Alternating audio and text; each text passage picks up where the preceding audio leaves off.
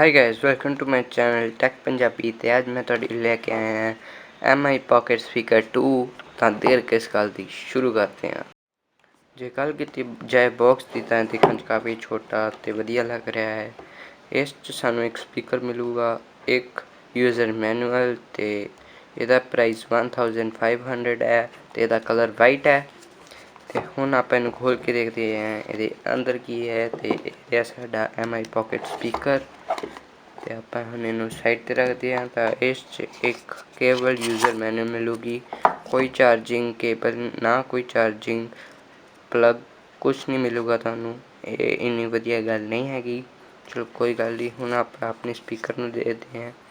ਇਹ ਦਿਖਣ 'ਚ ਤੇ ਕਾਫੀ ਵਧੀਆ ਮੈਟ ਫਿਨਿਸ਼ ਦੇ ਰਿਹਾ ਹੈ ਤੇ ਇਹਦੀ ਰਿੰਗ ਹੋਰ ਵੀ ਸੋਹਣੀ ਲੱਗ ਰਹੀ ਹੈ। ਤੇ ਹੁਣ ਆਪਾਂ ਇਹਨੂੰ ਕਰਦੇ ਹਾਂ ਕਨੈਕਟ ਆਪਣੇ फ़ोन ਨਾਲ। ਹੁਣ ਆ ਗਿਆ ਸਾਡਾ फ़ोन ਤੇ ਆਪਾਂ ਹੁਣ ਇਹਨੂੰ ਕਨੈਕਟ ਕਰਕੇ ਦਿਖਾਉਂਦੇ ਹਾਂ। ਕਨੈਕਟ ਕਰਨ ਲਈ ਆਪਾਂ ਇਹਦੇ ਜਿਹੜਾ ਉੱਪਰ ਬਟਨ ਹੈ ਇਹਨੂੰ ਪ੍ਰੈਸ ਕਰਾਂਗੇ ਤੇ ਹੁਣ ਆਪਾਂ ਬਲੂਟੂਥ ਸੈਟਿੰਗਸ ਖੋਲਾਂਗੇ। ਬਲੂਟੂਥ ਔਨ ਹੈ, ਸਕੈਨ ਕਰਾਂਗੇ।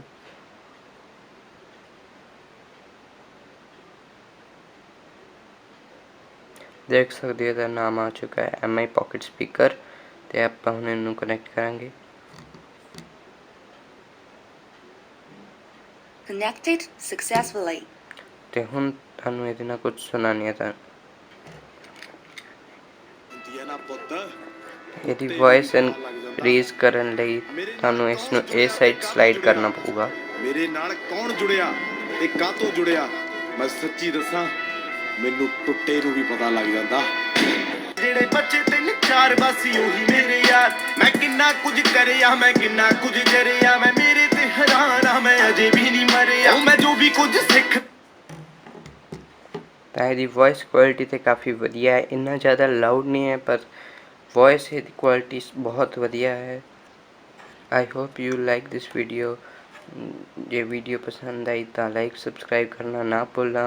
बेल आइकन ज़रूर दबा देना ताकि तुहानू मेरे लेटेस्ट नोटिफिकेशन जल्दी तो जल्दी पहुँच सकन। Thank you guys for watching this video.